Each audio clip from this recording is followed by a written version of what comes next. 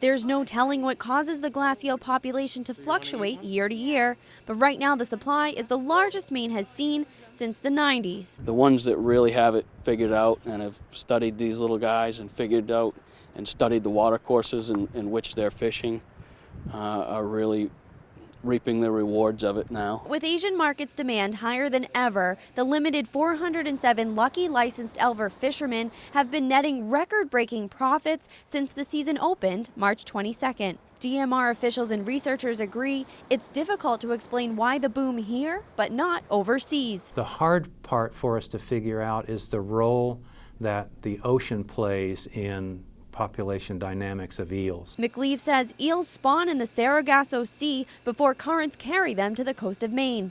The tiny eels then flock to fresh water, a life cycle exactly opposite from salmon. So there's good evidence of a serious decline. It's matched in the Japanese eel.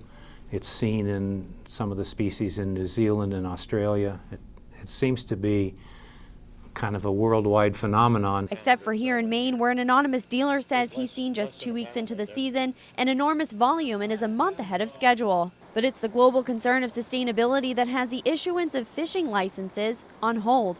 And for the few who can fish legally, it's a season of high anxiety with fear of thieves coming out of the woodwork, trying to cash in on the glass eel gold by stealing it from legal nets or mugging fishermen who have just cashed in.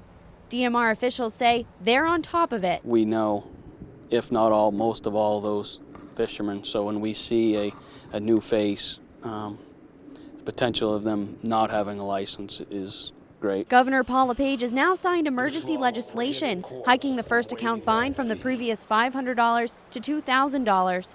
Even still, the anonymous dealer we talked to says stiffer penalties aren't enough to provide peace of mind when his employees are in possession of large sums of cash and his trucks are apt for hijacking. I'm Lindsay Mills.